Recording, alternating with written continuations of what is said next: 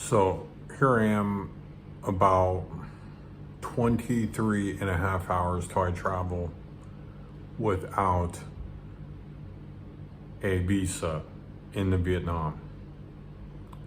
Now, I applied for it on Friday. I guess it didn't occur to me that I would be cutting it this close, because like I said, I fly in 23 hours. I emailed the Vietnam visa people. I feel like I'm 60-40 here, whether I'm going to maybe lose the ticket. I might be able to reschedule it. Certainly at a penalty. That will make an additional interesting story, because boy, airliners have become, it's just your buy at your own risk. I mean, at this point, I got a stack higher than I could see over of airline tickets that I have taken, you know. So I have no sympathy for the airlines at all. Actually, I feel like they are abusing their service, or abusing their situation with their service. If you buy a ticket, they should, at the very least, you should be able to take the flight, right? So I'm nervous. There's no doubt about it. I will have to book another one. This is one reason why I don't go down to the last couple days of my visa. Because, I mean, frankly, the next place is not home. So in most cases, like Philippines, I don't necessarily have to have a visa, but I have to have an exit flight. So I have to either book on that hokey little app that makes up a ticket for you for $16, or I'm gonna have to purchase a ticket, which in all reality, I should book that ticket and stick to it. It would make it cheap as possible. I could book the exit ticket 6 months out, and I should take that ticket. Many times it's very hard to plan that far in the future.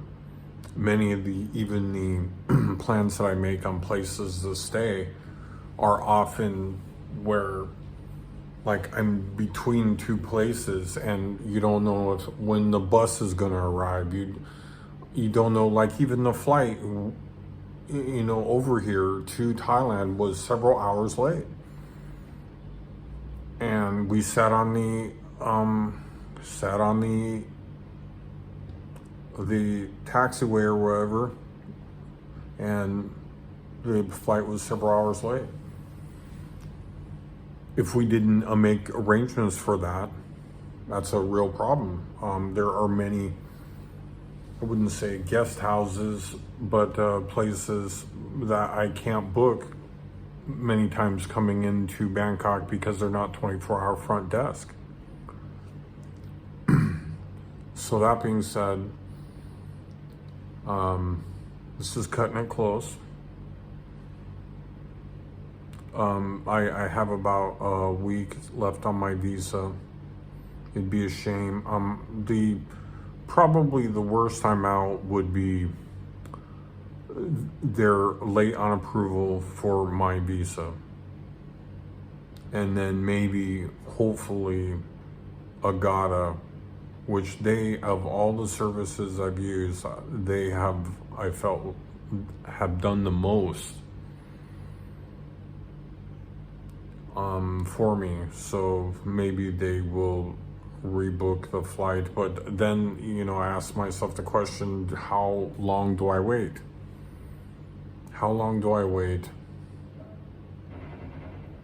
how much longer would it take to even secure the visa? Because, frankly, I could be in the airport, which is tomorrow at noon, and of course I can miss the flight, and maybe they could book me on a later flight, and maybe the visa comes that afternoon, which is, if I put my chances at 60-40, 64 getting the visa, which I feel like I'm going to, knock on wood, which all I got is tile and concrete. I'm 60-40. Probably by tomorrow I'm 90-10. Unless they come back, oh, this and that. Which I gotta be honest, I don't get the feeling they look very closely at it. I mean, even like Laos was, the two guys were talking to each other and just stamping visas, taking money, and just, it was a money printing situation. So I can't feel like they're like, oh man, this one, no.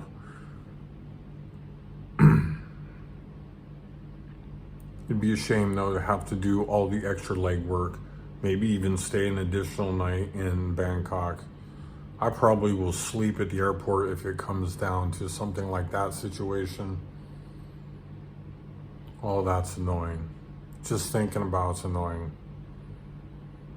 Well, you know me, I'll make videos about it, and we're 24 hours to moving into launch position.